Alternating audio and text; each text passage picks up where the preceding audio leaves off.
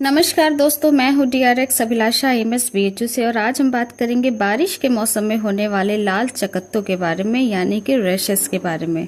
आज हम बात करेंगे कि इन रैशेस के कारण क्या है, लक्षण क्या है और साथ ही कुछ आसान से घरेलू उपाय जिससे कि आप इस समस्या से छुटकारा पा सके।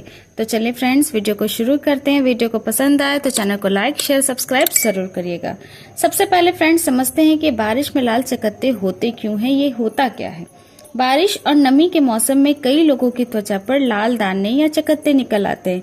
इनको मेडिकल भाषा में डर्मेटाइटिस या फिर स्किन रैशेस कहा जाता है। ये कभी खुजली के साथ होते हैं, कभी जलन के साथ होते हैं और कभी कभी सिर्फ और सिर्फ दाने की तरह दिखते हैं। इनके कई सारे कारण हो सकते हैं। तो चलिए जानते हैं कि कौन कौन से कारण होते हैं जिससे कि लाल चकत्ते होते हैं। तो इनमें मुख्य कारण कुछ इस प्रकार हैं, जैसे कि पहला, नमी और पसीना। जी हाँ फ्रेंड्स, ह्यूमिडिटी से त्वचा पर बैक्टीरिया और फंगल ग्रोथ बहुत ही तेजी से बढ़ जाता है, जिसके कारण ये रैशेस आपकी बॉडी में हो सकते हैं।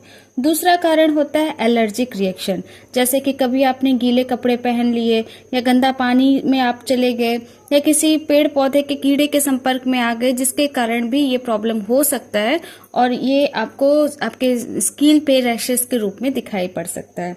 इसके साथ ही कभी कभी फ्रेंड्स फंगल इन्फेक्शन के कारण भी ये प्रॉब्लम हो सकती है, जैसे रिंग वॉर्म हुआ, दाद, जो कि बारिश में बहुत ही ज्यादा कॉमन होता है क्योंकि वहां पे चिपचिपा रहता है, पैक रहता है।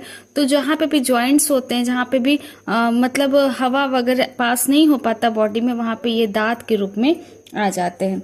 इसके साथ ही फ्रेंड्स कभी कभी इंसेक्ट्स बाइट्स, जैसे कि मच्छर, खटमल, मक्खी, इन सभी के काटने से भी हमारी बॉडी में रेडनेस आ जाती है, सूजन आ जाती है। तो ये भी एक कारण हो सकता है आपकी स्किन पर अगर रैशेस हो रहे हैं तो।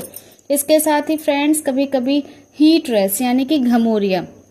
बारिश के बाद जब गर्मी और नमी मिल जाती है तो ये हमारी बॉडी के अंदर जाके घमौरियां लाती हैं, जिनके कारण हमारे स्किन पे रेडनेस या रेड स्पॉट्स जैसे कुछ रैशेस दिखाई पड़ते हैं।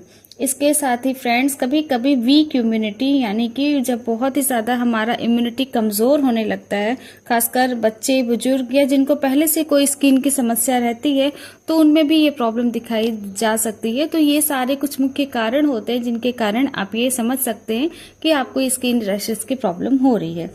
इसके लक्षण की बात करें तो त्वचा पर लाल या गुलाबी दाने दिखाई देना, खुजली या जलन होना, दाने के आसपास सूजन होना, कुछ जगहों पर पानी से भरे छोटे फोड़े भी दिखाई पड़ सकते हैं।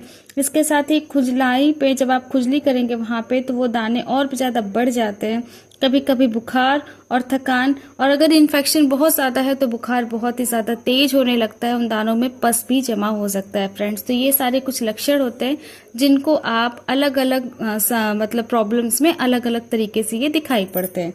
बात करें कुछ आसान से घरेलू उपाय के बारे में, तो अगर आपको चकत्ते बहुत ज्यादा हैं, पस निकल रही है या बुखार के साथ है, तो आपको सबसे पहले तो डॉक्टर को दिखाना चाहिए।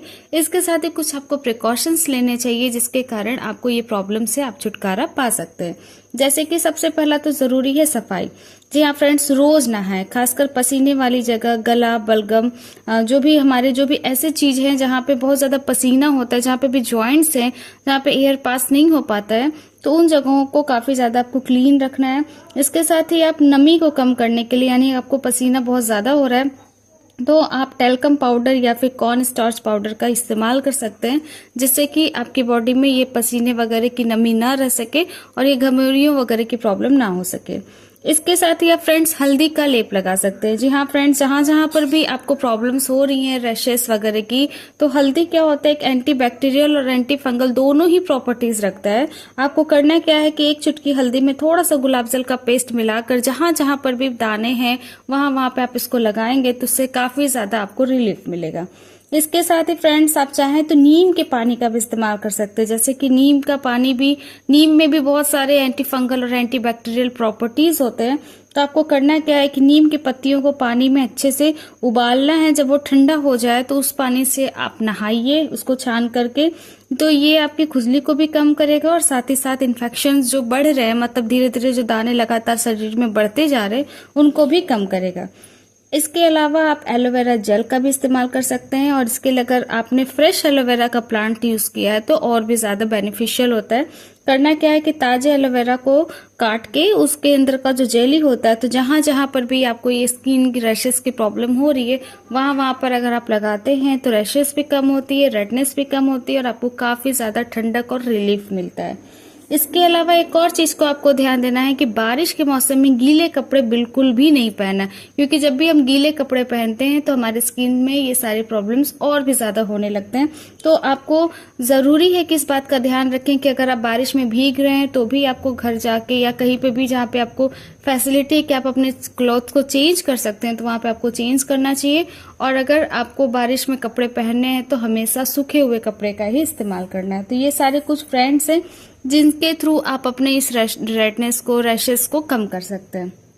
इसके अलावा कुछ और भी प्रिकॉशंस लेने होंगे, जैसे कि आपको गंदे पानी में जाने से बचना चाहिए। बहुत सारे बच्चे होते हैं बारिश के मौसम में गंदे पानी में जाकर खेलते हैं, जिसके कारण उनको बाद में ये सारी प्रॉब्लम्स होती है।